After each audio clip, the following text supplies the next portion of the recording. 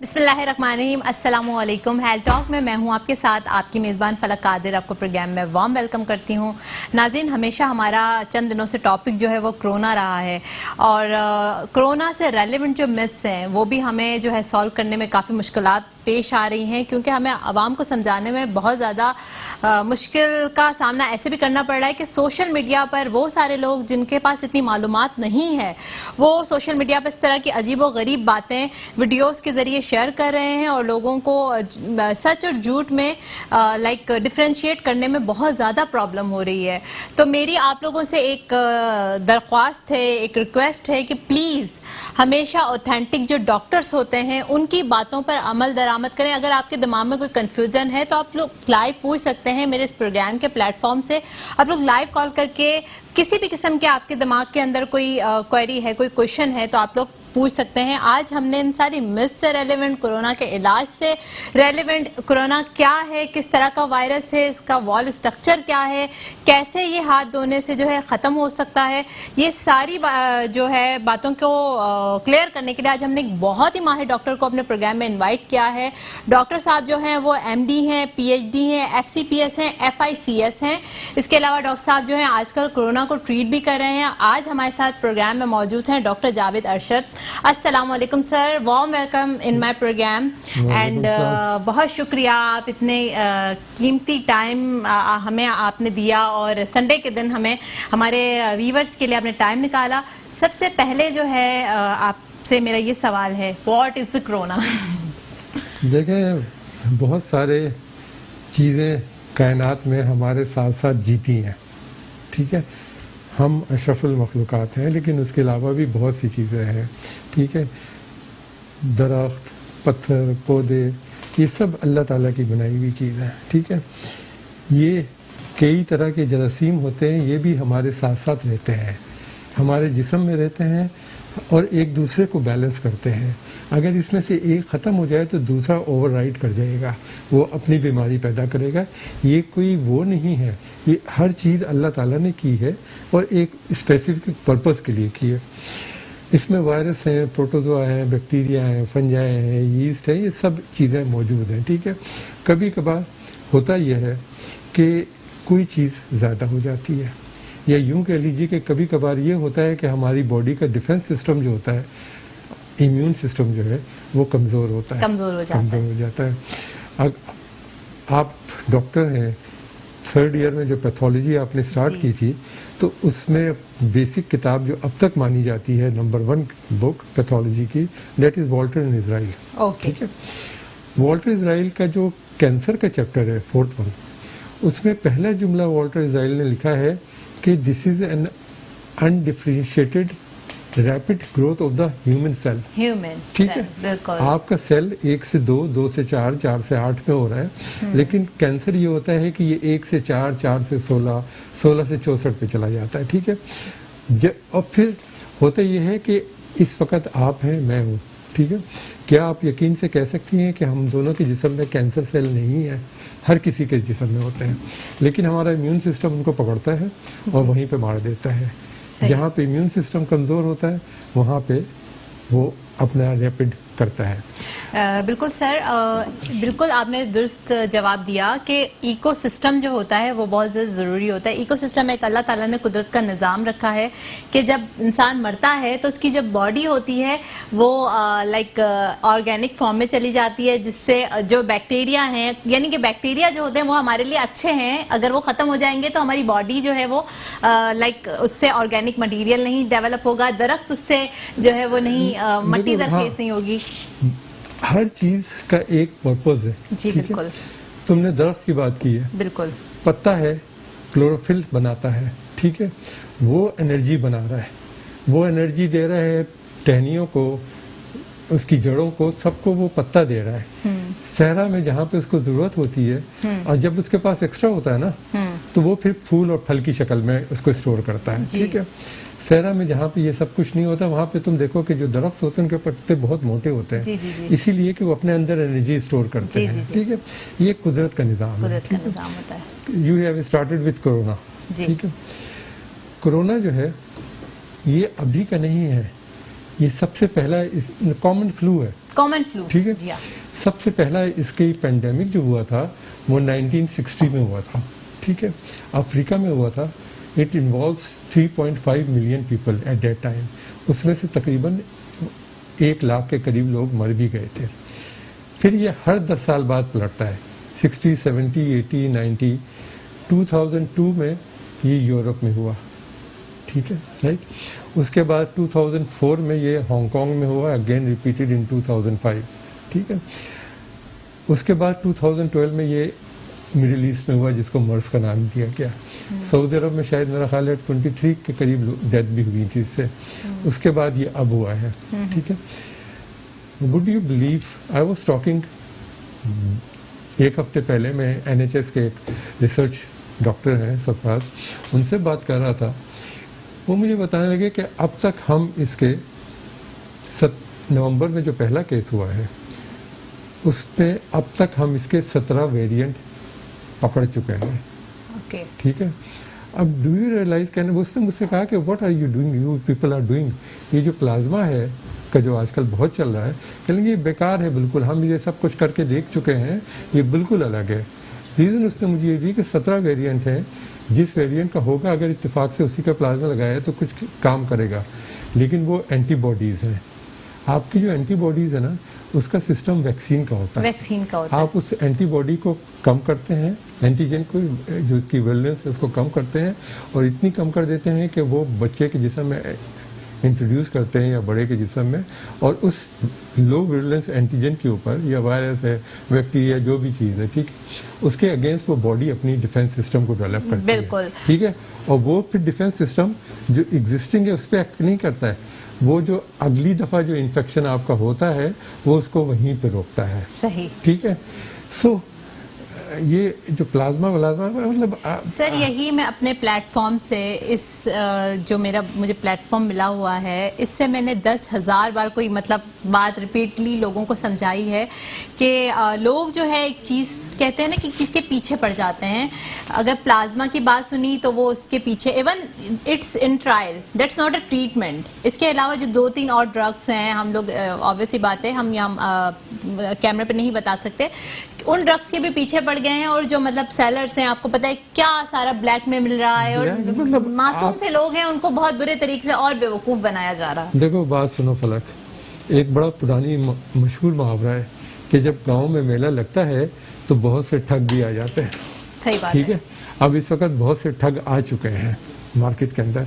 सबसे आसान काम होता है, जब आदमी घबराया होता है ना, उसको बेवकूफ़ बनाना सबसे आसान काम है दुनिया का, और किसी को आप ठग नहीं सकते जब तक उसको बेवकूफ़, उसकी अकल माऊफ कर देंगे तो वो जो आप कहेंगे वो करेगा, बिल्कुल सही बात है। अब वो एक इंजेक्शन है, उसको पहले प्रमोट किया गया कि इसके अच्छे रिजल्ट हैं, ठीक है। ये बिल्कुल ऐसी ही जैसे ट्रम्प साहब ने 3 दफ़ा कहा क्लोरोक्वीन के बारे में, उस पर रिसर्चेज स्टार्ट हो गई, और कुछ दिनों में ब्लैक हो गई और वो गायब हो गई मार्केट से। FDA वालों ने उसकी रिसर्चेज स्टार्ट कर दी, ठीक है। और फिर जिस दिन पहले दिन हुआ था, मेरा छोटा बेटा भी डॉक्टर है, टिकर देख रहा था मैंने कहा कि यार ये what stupidity is this, what is, America का प्रेसिडेंट है, किसी उसके बगैर ये बात कर रहा है। मैंने कहा कि देखो क्लोरोक्वीन का लिवर के ऊपर ड्रास्टिक इफेक्ट है, ठीक है। Pregnant ladies, excuse me sir, एक कॉलर को शामिल करेंगे, लाइव कॉलर है हमारे साथ, मिसेस तारिक। अस्सलाम वालेकुम। जी अस्सलाम वालेकुम। हाँ जी, देखो मैं मिसेस तारिक बात कर रही हूँ, और मुझे इतना अच्छा लगा आपका ये प्रोग्राम देख के। मैं एक बात कहना चाहती हूँ कि देखिए YouTube पे कुछ हजरात हैं जो डॉक्टर्स के बारे में ना गलत बातें कह रहे हैं, SIUD के बारे में गलत बातें कह रहे हैं।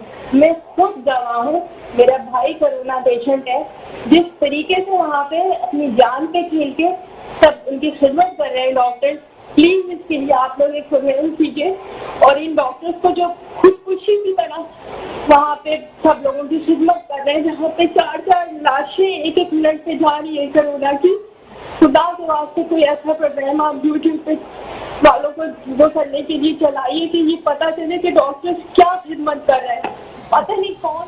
Thank you so much for calling. जी मिसेस तारिक, बात यह है कि मेरा छोटा बेटा भी डॉक्टर है, और इस वक्त मुझसे पूछ के वो SIUT में कोरोना ICU जो है वहाँ पे RMO की जॉब कर रहा है। वो मुझे आके बताता है कि किस तरह हो रहा है, क्या हो रहा है, सब मुझे पता है। ठीक है, बात यह है कि एक माइथ था पहले कि जी डेथ जो होती है वो म्यूकस प्लगिंग से होती है एयरवेज में।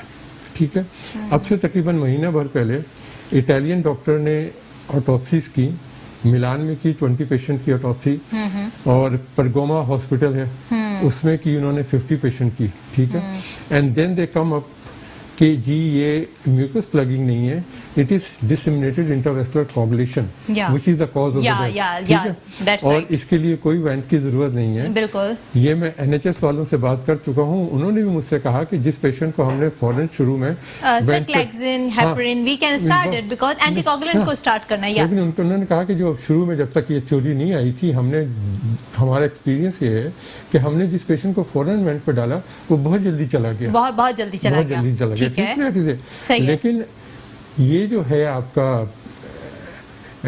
म्यूकस प्लगिंग हो या, और मैं अपने पेपर WHO में भी भेज चुका हूँ। जी बिल्कुल। और उनकी तरफ से मेरे पास आया था कि जी डॉक्टर साहब आपकी थ्योरी बहुत इंटरेस्टिंग है and we are having discussion about it with our regional experts and we will come back to you. लेकिन मेरा कहना ये है कि ये जो है म्यूकस प्लगिंग या DIC ये सिम्टोमेटिक कॉज ऑफ डेथ है। ठीक है, this is not where the virus is really acting. ठीक है, ये जहाँ पे हमला कर रहा है ना, ये उसकी वजह से ये ब्लॉकेज होगा, आपका एयर एक्सचेंज नहीं होगा, वैक्यूम मिसमैचिंग हो जाएगा। कि basically I am an orthopaedic surgeon. ठीक है, टोटल नी होता है जोड़ खत्म हो जाए। ठीक है, अगर नी ऑस्टियोआर्थराइटिस है, लेकिन वो और उसके लिए आप र्यूमेटोलॉजिस्ट के पास या हमारे पास जाते रहते हैं फॉर ईयर्स। ठीक है, आप क्या करते हैं, दर्द की दवाई देते हैं, 2-3 तरह की दर्द की दवाई देते हैं, कैल्शियम देते हैं, विटामिन D देते हैं, एक मसल रिलैक्सेंट दे देते हैं। ठीक है, which is a rubbish treatment. Basically आपका कार्टिलेज खराब है, उस कार्टिलेज को अगर आप ठीक करेंगे तो ये सिम्टम है, ये सिम्टम खत्म हो जाएंगे। ठीक है, आपका नी दोबारा रिस्टोर हो जाएगा। सर यहाँ पर एक आपसे सवाल करना चाहूंगी, being a doctor, as I heard about that कि whenever the patient has some arthritis और like some sort of that disease, तो हम कॉन्ड्राइटिन सल्फेट का इस्तेमाल कर सकते हैं। इसको थोड़ा सा क्लियर करिएगा, क्योंकि इंटरनेशनली प्रैक्टिस में आता है कि कॉन्ड्राइटिन सल्फेट हम दे रहे हैं, बट कुछ डॉक्टर्स जो हैं वो अवॉइड कर रहे हैं। But I am not a orthopaedic surgeon और doctor, so you can clear me here that के what's the role of chondroitin sulphate. देखें, फर्क होता यह है कि आपका कोई भी जोड़, ठीक है, हर वो जोड़ जिसमें मूवमेंट है, इवन जो फिंगर के इंटरफेरेंजियल जॉइंट है, मेटाकार्पोफेरेंजियल जॉइंट है या रिस्ट है, ये छोटे छोटे जोड़ भी जो हैं ये साइनोवियल जॉइंट कहलाते हैं। ठीक है, और जिसपे मूवमेंट नहीं होती उसको हम सिंडेस्मोटिक जॉइंट कहते हैं। ठीक है, साइनोवियल जॉइंट इसलिए कहते हैं कि अल्लाह ताला ने हड्डी के एंड के ऊपर एक कार्टिलेज की लेयर चढ़ाई हुई है। ठीक है, वो कार्टिलेज आपका बेसिक जोड़ है। ठीक है, उसके आसपास अंदर भी और बाहर, जोड़ों में अंदर भी और ज्यादातर में बाहर एक तो उसका लिगमेंट होता है जो उसको कंट्रोल करता है। ठीक है, राइट, और इस लिगमेंट के और जोड़ के अंदर एक कैप्सूल बनाया हुआ है, इसलिए कि उसके अंदर साइनोवियल मेम्ब्रेन है, अंदर ही जोड़ के अंदर। उस साइनोवियल मेम्ब्रेन का बेसिक काम है साइनोवियल फ्लूइड बनाना। ये बिल्कुल वैसे ही है जिसको देख के हमारी गाड़ियां जो है उसके इंजन में ऑयल डाला जाता है। सही। ठीक है, और ऑयल कवर्ड होता है, वरना तो निकल जाए, बह जाए, अगर वो कभी लीक कर जाए तो इंजन सीज कर जाता है। यू आर गेटिंग मी कि मैं क्या कह रहा हूं? ठीक है, ये जो है आपकी जो डिजीज है रूमेटॉइड आर्थराइटिस, वो साइनोवियल मेम्ब्रेन की ऑटो इम्यून डिसऑर्डर है ना बेसिकली। जी बिल्कुल। वो ज्यादा किसी वजह से नाराज हो गई, वो ज्यादा सूज गई। ठीक है, अब ज्यादा सूज गई तो उसने ज्यादा साइनोवियल फ्लूइड बनाना शुरू कर दिया। ठीक है। अब कैप्सूल है एक गुब्बारे की तरह, उसमें अगर ज्यादा साइनोवियल फ्लूइड बन जाएगा तो वो स्ट्रेच करेगा, उसका दर्द होगा अपना। ठीक है, इसलिए इनके जितने भी मरीज होते हैं उनके जोड़ जो होते हैं वो बैलून की तरह सूजे हुए होते हैं। ठीक है, पहली बार। और फिर जब वो ज्यादा खराब हो जाता है तो वो साइनोवियल मेम्ब्रेन एक कार्टिलेज को खाना शुरू कर देता है। जब वो कार्टिलेज को इरोड करने लगता है तो उंगलियां मुड़नी शुरू हो जाती है, which is a common finding. ठीक है, लेकिन ये साइनोवियल कॉन्ड्राइटिन सल्फेट जो आप कह रही हैं, ये ग्लूकोजामाइन कॉन्ड्राइटिन सल्फेट, ये साइनोवियल फ्लूइड के कॉन्स्टिट्यूएंट हैं। ठीक है। ठीक है, आप लेते हो, ठीक है, थोड़ा सा वो रिलीव करता है, लेकिन ये कार्टिलेज को ठीक नहीं कर रहा है, ठीक नहीं कर रहा है, उसको लुब्रिकेशन को एनहेंस कर रहा है। ठीक है, ठीक है, ठीक है सर। फिर हम अपने मेन टॉपिक पे आएंगे, कोरोना पे। That's what is like you told that कि कोरोना क्या है, that's a part of ecosystem and that's ये अपनी म्यूटेशन करते हुए हर साल एक आउटब्रेक करता है, पैंडेमिक आता है। सर जो आरएनए वायरस होता है और जो डीएनए वायरस होता है, सबसे पहले इसमें क्या डिफरेंस है, और आरएनए वायरस की मल्टीप्लिकेशन बॉडी में कैसे होती है, डीएनए वायरस की मल्टीप्लिकेशन कैसे होती है, क्योंकि ये सारा जो एक होता है कि आपके बॉडी के अंदर आपके रियल सेल्स के साथ जाके ये मल्टीप्लिकेशन करना शुरू हो जाते हैं, तो इसकी पैथोलॉजी है, ये सब पैथोलॉजी, तो इसमें क्या होता है, क्या मैकेनिज्म है, हमारे व्यूअर्स को जरा बताइएगा। देखिए, बात यह है कि मैंने शुरू से एक बात की है कि ये सब ऑटो इम्यून डिजीज अगर डिफिशिएंसी है, चाहे कैंसर हो या डायबिटीज़ हो या वायरस इन्फेक्शन हो, ये सारे के सारे ऑटो इम्यून डिफिशिएंसी के खेल हैं। ठीक है, आपका वायरस है, ठीक है, सिर्फ 2 वायरस ऐसे हैं जो कि आरएनए बेस्ड हैं, ठीक है, बाकी जितने वायरस हैं सब डीएनए बेस्ड हैं, ठीक है। इसीलिए डीएनए बेस के ऊपर पीसीआर मशीन होती है, पॉलीमरेज चेन रिएक्शन मशीन होती है, जिससे आप इसको आइडेंटिफाई करते हैं डीएनए को और उसकी मैपिंग करते हैं। कोई वैक्सीन बनाने के लिए भी बहुत ज़रूरी होता है कि आप उसकी मैपिंग करके उसकी म्यूटेंट कॉपीज बनाएं, उसी के ऊपर वैक्सीन डेवलप होती है, ठीक है, और वैक्सीन डेवलप होने में यूजुअली 10 साल लगते हैं। ठीक है, अब बहुत ज़्यादा हेक्टिक काम हो रहा है, तो वो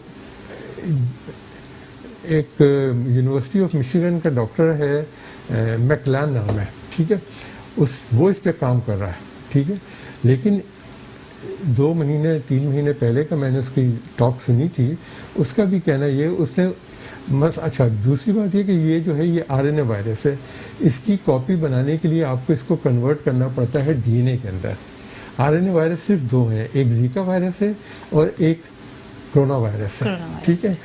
कोरोना वायरस के अंदर भी जो खुम्बिया से निकली होती है ना, कैप्सिड जिन्हें कहते हैं, वो सबसे ज़्यादा विलेंसी वही होती है, वो जाके बॉडी के अंदर, और फिर ये डिवाइड बड़ा रैपिड होता है, आमतौर पे 1 to 2, 2 to 4 होते हैं, ये 1 to 3, 3 to 9, 9 to 27, 27 to 84, इसकी डिवीजन इस तरह से होती है, 3 टाइम्स आता है, ठीक है, राइट।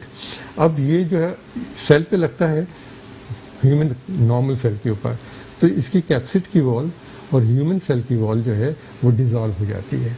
ये अपना जीनोम जो होता है, जेनेटिक मटेरियल, ये ट्रांसफर करता है ह्यूमन सेल के अंदर, वो फिर ह्यूमन सेल भी एक वायरस सेल बन जाता है, ठीक है। मैं ये आपसे कह रहा था कि ये जो रेस्पिरेटर पे डाला जा रहा है या डीआईसी का ये जो थ्योरी है, ये symptomatic cause of the death है, ठीक है, specially in the immuno compromise, ठीक है। 100 मरीजों में से 85-90 पेशेंट अगर इम्यूनो कॉम्प्रोमाइज हैं तो वो चले जाते हैं। अगर 100 नॉर्मल पेशेंट हैं जिनमें इम्यूनो कॉम्प्रोमाइज का मसला नहीं है, तो उसमें डेथ रेट जो है वो, अगर आईसीयू तक चले गए हैं तो वो उसमें डेथ रेट 20 to 30% है, 20 to 30%, ठीक है। This is a vast difference between, बिल्कुल सही कह रहे हैं, ये बेसिकली इम्यूनो कॉम्प्रोमाइज की वजह से, इम्यूनो कॉम्प्रोमाइज की वजह से। सर आपसे जो है मैं पीसीआर, आईजीजी, आईजीएम, सारे जितने भी हमारे लैब्स टेस्ट हैं इसके बारे में भी मैं क्लियर करूंगी, क्योंकि ये भी लोगों के अंदर जो है वो एक क्वेश्चन मार्क है कि कौन सा टेस्ट करवाना चाहिए, एंटीबॉडीज कब बन जाती है। पर एक ब्रेक की जाने चलते हैं, देखते रहिए हेल्थ टॉक।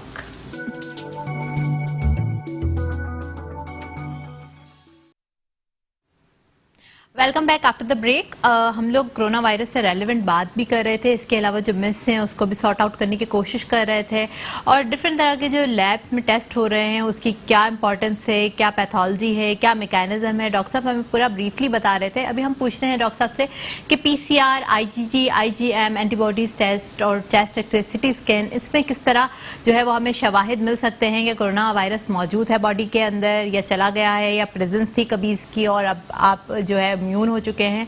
सर जरा ये हमारे व्यूवर्स को बताइएगा, that's a very big question, that के अब जो है आहिस्ता आहिस्ता लोगों की नॉलेज में थोड़ा इजाफा होता जा रहा है। कुछ क्वालिफाइड लोग हैं, जो पढ़े लिखे लोग हैं, उनको ये बातें भी मतलब मसला ये है कि नीम हकीम खतरा है जान वाला हिसाब है कि आधा पढ़ते हैं, आधा गूगल कर लिया, आधा खुद देख लिया, आधा इधर उधर डॉक्टर से कॉल करके पूछ लिया, तो ये फिर आगे मशवरे भी देना शुरू कर देते हैं कि अच्छा अब तो तुम्हारी एंटीबॉडीज बन गई भाई, अब तो तुम जाके इम्यून हो गए हो। मतलब क्या सच्चाई है इन सब चीज़ों में, और कौन सा टेस्ट करवाना चाहिए इनिशियली? क्या सिटी टेस्ट करवाना चाहिए, क्या एक्सरे करवाना चाहिए, पीसीआर कब करवाना चाहिए, आईजीजी की क्या इंपॉर्टेंस है? प्लीज हमारे व्यूवर्स को उन सब बातों के बारे में थोड़ा ब्रीफली बताएं। देखें, बात यह है कि कोरोना वायरस जो है, एक ये हो रहा है कि 6 फीट का फासला रखें, दैट इज 2 मीटर, ठीक है। फलक, बिलीव मी कि ये जो कोरोना वायरस है, अगर आपके हल्की सी छींक है तो इसके ड्रॉपलेट की रीच जो है वो 2 मीटर तक की है। 2 मीटर। लेकिन अगर बहुत जोर से छींकता है आदमी तो 8 मीटर तक है। सर, एक रिसर्च में मैंने पढ़ा था वो 12 मीटर तक भी जा सकता है। 8 to 12 मीटर है उसको, ठीक है, अगर बहुत जोर से छींकता है। पहली बात। दूसरी बात ये कि आपका मेटल्स जो है, आपकी स्टील हो गई, प्लास्टिक हो गई, इसके ऊपर ये ड्रॉपलेट अगर कोई छींका है, कमरे के अंदर है, तो ये टाइम के साथ सेटल डाउन होते हैं, ठीक है, राइट। और अगर ये मेटल पे, स्टील पे जाएंगे तो इनकी लाइफ स्पैन जो है वो 4 दिन की है। ओके। प्लास्टिक पे भी और स्टील पे भी, ठीक है, 4 दिन की है। और इसके मुकाबले में आप देखो कि copper, which is again a metal, copper के ऊपर इसकी लाइफ एक्सपेक्टेंसी सिर्फ 4 घंटे की है। ओके, ठीक है, this is a hell of a difference between 4 days and 4 hours। या दैट्स अ बिग डिफरेंस। ये चीज जो है ना, ये लोगों को देने की जरूरत है, पहली बात। दूसरी बात ये है कि ये जो है ना, ये मैं हमेशा से कहता हूँ कि दिस इज, ये जो आईसीयू में पेशेंट चला गया ना, वो सिस्टम खराब हो गया। इन्फेक्ट हुआ है, एक उसका इंक्यूबेशन पीरियड है, उसके बाद इन्फेक्ट हुआ है और उसने सिम्टम प्रोड्यूस किए हैं, ठीक है। वो सिम्टम इतने डेवलप हो गए हैं कि उसने लंग को ख़राब कर दिया है। लंग खराब होंगे तो ग्राउंड ग्लास अपीयरेंस होगी, ठीक है, एक्सरे पे भी मिलेगी, सीटी स्कैन पे भी मिलेगी, ठीक है। वो पहले स्टेज पे उसकी कोई ज़रूरत नहीं है, ठीक है। आप एक सिंपल CPR करें, सी रिएक्टिव प्रोटीन CRP करें, PCR जी। हाँ, डायग्नोज इसका जो मशीन है वो PCR ही है, लेकिन वो करती है DNA को। इसके लिए आपको RT-PCR मशीन चाहिए होती है, that is reverse transcriptase polymerase chain reaction. Okay, fine. इसीलिए सर, जब थोड़ा बहुत हमारे यहाँ पर लोगों को ये भी प्रॉब्लम होता है कि जैसे PCR करवाया, बस अब हमें इंस्टेंटली रिजल्ट, अच्छा हम पावर लगवा लेते हैं, हम फोन करवा लेते हैं। भाई, हमें लोगों को ये समझ नहीं आती कि ये पूरा प्रोसेस है जिसमें यू आर सेइंग दैट कि when this is RNA virus and we need to convert it into the DNA and then we can recognise it that's corona positive और नेगेटिव। DNA में हो जाएगा ना, तो उसकी कॉपीज बनेगी, उसी से वो रिकॉग्नाइज होगा, उसी से वो वैक्सीन बनेगी, ठीक है। RNA पे नहीं होता है, RNA पे नहीं होता है, टेक सम टाइम, ठीक है। और फिर बात ये कि सबसे इम्पोर्टेंट है कि आप अपने मास्क का यूज और जो प्रोटेक्टिव मेजर्स हैं उनके ऊपर स्ट्रिक्ट करें ना, ठीक है। आपके तो बाजार खुलते हैं तो एक अज़दहाम बच्चों समेत सब चला जाता है, आपको पता है कि ये मामला बहुत अफसोस की बात है, ठीक है। अब वो ईद से पहले हुआ था, आई वाज नोइंग कि ये जो है, ये sir I was also knowing it, 1 महीने बाद जो है ये डिजास्टर खड़ा होगा और ये जो बैकबोन होगा वो, मतलब we are health care provider are the backbone of the system. और सबसे ज्यादा जो अब्यूज किया जाता है, वायलेंट किया जाता है, जितना ज्यादा सर एक तशद्दुद का जिनका निशाना बनाया जाता है, वो बेचारे डॉक्टर्स होते हैं। एक तो आप इतना ज्यादा, एक सर मतलब इट्स अ वेरी डिफिकल्ट कि आप रेस्पिरेटर के साथ, एक गोगल्स के साथ, गियर के साथ आप काम करें, उसमें आपको वॉशरूम तक जाने की परमिशन नहीं है, net you even not even आप ड्रिंक तक नहीं कर सकते, पानी भी इवन जितने आवर्स आपके 8 आवर्स ड्यूटी है तो 8 आवर्स में पानी तक नहीं पी सकते, मतलब इतना मुश्किल काम। दूसरा मेंटल स्ट्रेस, N95 है, उसके पूरे मार्क्स आ जाते हैं, ये जगह जो है पूरी लाल हो जाती है। मेरा बेटा आता है, उसकी हालत तबाह होती है, ठीक है। और मैं उसको फोन करता हूँ तो बहुत दफा फोन कॉल ही नहीं जाती, इसलिए कि बंद होता है। ऑब्वियस सी बात है, वो मोबाइल फोन भी हमें जो है वो बिल्कुल साइड पे रखना पड़ता है। फिर देन डू यू रियलाइज कि आईसीयू सारे के सारे एसिड होते हैं, लेकिन कोरोना का जो है वो नेगेटिव वेंटिलेशन पे होता है, नेगेटिव प्रेशर पे होता है। आपका एसी नहीं काम कर रहा होता है, आपके कपड़े होते हैं, उसके ऊपर गियर पहना हुआ होता है, ग्लव्स होते हैं, मास्क होता है, ऊपर वो होता है, पसीने से बुरा हाल हो जाता है। डॉक्टर का कहता है मेरा बेटा कि पापा मैं जब निकलता हूँ तो कमीज का कलर चेंज हो चुका होता है सर। और सबसे ज्यादा जो तकलीफ बात होती है, जो मतलब मैं पर्सनली जिस चीज को फील करती हूँ वो ये है कि ये एक ऐसी बीमारी है जब इसमें मरीज बहुत बुरे तरीके से जब इसको इन्फेक्ट हो हो जाता है और जब ARDS वाली पिक्चर आ जाती है, निमोनिया वाली, और उसमें जब हम जितना भी हाइपोक्सिया को डील करने की कोशिश कर रहे होते हैं, जितना भी ऑक्सीजन सप्लाई दे रहे होते हैं, हाई पीप वेंटिलेशन दे रहे होते हैं पेशेंट को, जो भी कुछ कर लेते हैं, उसमें पेशेंट जो है वो ऑब्वियस ही बात है वो उस वक्त कॉन्शियस भी हो रहा होता है और हमारे सामने जब ये बोल रहा होता है कि आई कांट ब्रीथ, तो वो जो मेंटल स्ट्रेस होता है वो एक डॉक्टर के लिए बहुत ज्यादा तकलीफदा होता है कि हम इसको कैसे ठीक करें, कैसे रिलीफ दें। एक मोटी सी बात ये है कि कोई भी डॉक्टर, ठीक है, पीपल मस्ट रियलाइज इट कि कोई भी डॉक्टर किसी को भी पेशेंट लेता है ना तो मारने के लिए नहीं लेता, बिल्कुल। लेकिन हर डॉक्टर की लिमिटेशन भी है, लिमिटेशंस भी होती है। पहली बात। दूसरी बात ये कि आप उस स्टेज तक क्यों लेके गए हो पेशेंट को कि उसके लंग ने जवाब दे दिया है, बिल्कुल इतनी निक्रोसिस हो चुकी है, वो हार्ड हो चुके हैं, उस पर फाइब्रोसिस हो गई है, आपने वहां तक जाने ही क्यों दिया है? आप उससे पहले उसको अगर कोरोना पॉजिटिव है तो आप उसको नेगेटिव कराओ ना, ट्रीट करवा के, एहतियात करके, ठीक है। आप उसको लेके जा रहे हो, फिर 16,000 का इंजेक्शन होता है, वो ब्लैक में 4-4 लाख का बिक रहा है, ठीक है। प्लाज्मा जो है वो भी ब्लैक के अंदर 8-8 लाख रुपए में बिक रहा है। मतलब व्हाट इज दिस सर? कुछ हमारे लोगों की भी गलती है, कुछ देखो एक मोटी सी बात ये है कि कोरोना वायरस अगर हो गया ना, ये बेसिकली जाके जो मैंने भेजी है WHO ने माना भी है, ठीक है, तो वो जो है वो आपके सेल मेम्ब्रेन पे जाके सबसे पहले हमला करता है, ठीक है, आपकी एनर्जी प्रोडक्शन को रोक देता है।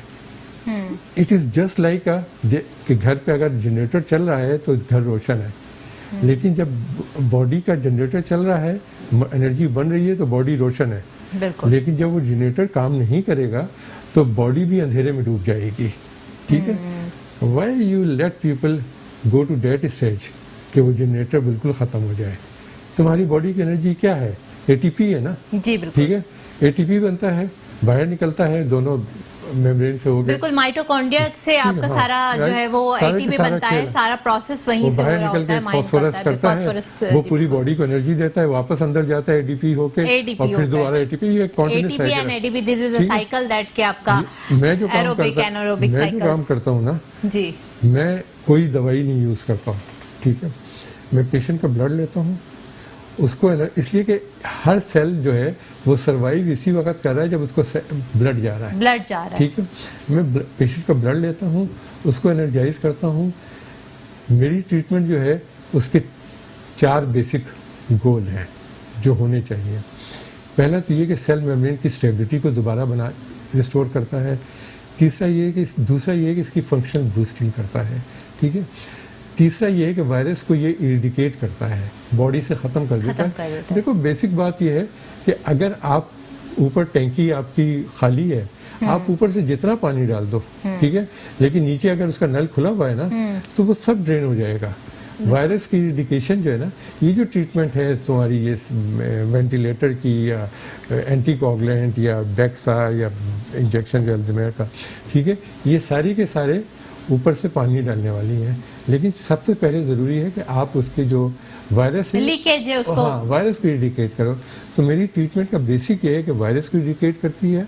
दूसरा, मैं हमेशा से शुरू से एम्फसाइज कर रहा हूँ कि ये उन्हीं पे खतरनाक है जो कि इम्यूनो डिफिशिएंट होते हैं, ठीक है।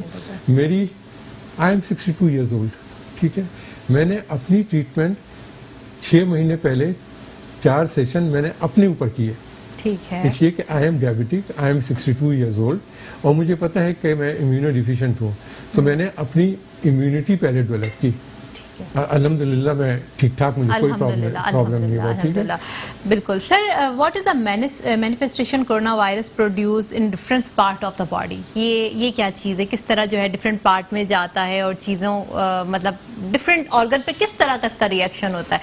दिल पे कैसा होगा, जिगर पे कैसा होगा, गुर्दों पे कैसा होगा? You know one thing, NHS वालों ने रमज़ान के ज़माने में एक उनका मैंने टिकट देखा सहरी के टाइम पे, उन्होंने कहा कि जो पेशेंट हमारे कोरोना वायरस से ठीक हो गए थे और घर चले गए थे, उसमें से हर 4 में से एक पेशेंट हमारे पास वापस आ रहा है किडनी फेलियर के साथ, रीनल फेलियर के साथ, ठीक है। डू यू नो दैट कि हमारी बॉडी का सेलुलर कंपोनेंट के लिहाज से पर 100 ग्राम कौन से स्ट्रक्चर सबसे ज्यादा सेल्स होते हैं? That is kidney. Kidney obvious ही बात है, सारा आपका लोड वहीं पर है। जब आपका देखो कोमा में पेशेंट चला गया ना, एक साल रह जाता है, लेकिन टोटल किडनी शटडाउन के साथ पेशेंट एक हफ्ते भी नहीं रह पाता, एक दिन भी नहीं रह सकता, एक दिन भी नहीं रह पाता है। ठीक है, it is the most important organ of the body, इसीलिए अल्लाह ताला ने उसको सबसे ज्यादा वो बनाया। सर मेरा आप यहाँ से आपसे एक क्लिनिकल क्वेश्चन है दैट कोरोना का मरीज है दैट्स हमने उसका एक्सरे ठीक कर लिया, हमारे पास मतलब उसको काफ़ी दिन हो चुके हैं, जैसे 3 से 4-5 दिन हो गया, अब उसका एक्सरे हमने थोड़ा बेहतर कर लिया, जो इन्फिल्ट्रेट से उसको ग्लास ग्राउंड अपीयरेंस को भी हमने रिजॉल्व करवा के थोड़ा बहुत बेहतर कर लिया, पेशेंट की जो ऑक्सीजन सैचुरेशन है इसको इम्प्रूव कर लिया। फिर अगर उस पेशेंट को डायलिसिस की नीड होती है तो is it like favourable like for patient, अगर हम डायलिसिस करेंगे उस पेशेंट का, क्या उसके लिए अच्छा साबित होगा? क्योंकि कुछ फिजिशियन ये कहते हैं कि आपको एग्रेसिव नहीं जाना, that's you do not put patient on the ventilator, and दूसरा आपको डायलिसिस की तरफ नहीं जाना, तीसरा जो आपको एग्रेसिव आप ट्रीटमेंट करे हो, अगर आप चेस्ट ट्यूब डाल रहे हैं या फिर एग्रेसिव ट्रीटमेंट करें तो आप इसमें ना करें, क्योंकि ये सब एक्स्ट्रा एफर्ट्स हैं जो हम पेशेंट के लिए करें। और फिर दूसरी चीज़ ये भी है कि जो कोरोना का मरीज है उसके लिए पूरा एक सिस्टम डायलिसिस का जनरेट करना पड़ा होता है, और उस पर फिर कोरोना का ही मरीज दोबारा उस पर, जाहिर सी बात है अगर उसको फिर डिसइंफेक्ट करना, ये बहुत बड़ा एक मतलब क्या कहते हैं रिसोर्सेस वाला काम है। तो क्या कहेंगे इस पे भी? थोड़ा आपने किडनी की बात कही तो हमारे व्यूवर्स को बताएं कि खुदा न ख्वास्ता जिनके मरीज अस्पतालों में हैं और बेचारे उनको कोई समझाने वाला नहीं है, उनको कोई बताने वाला नहीं है, डिसीजन लेने वाला कोई उनके साथ नहीं है, तो क्या करना चाहिए ऐसी सूरत हाल में? देखो बात ये फलक कि कोई डिजास्टर हुआ, जलजला आ गया, बस गिर गई, सैलाब आ गया, तो आप लोग किस तरह करते हो? आपके पास मरीज 3 तरह के आते हैं। एक वो होते हैं जो कि बहुत ज़्यादा ख़राब है, ठीक है, बिल्कुल दब गए हैं, तकरीबन जाने वाले हैं। एक होते हैं जो थोड़े बेहतर होते हैं, और एक जो काफ़ी ठीक होते हैं। तो आप उसकी जब स्क्रीनिंग करते हो तो जो बहुत ज़्यादा है उसके लिए यही बताया गया है कि उन पे बहुत ज़्यादा टाइम नहीं स्पेंड करो, ठीक है, कि आप उसके ऊपर टाइम लगाओगे, एक डॉक्टर 1.5 घंटे 2 घंटे उस पर लगा देगा, और फिर भी उसके जाने के इम्कानात जो हैं वो कहीं ज़्यादा हैं, ठीक है। और उसके मुकाबले में दूसरे इतनी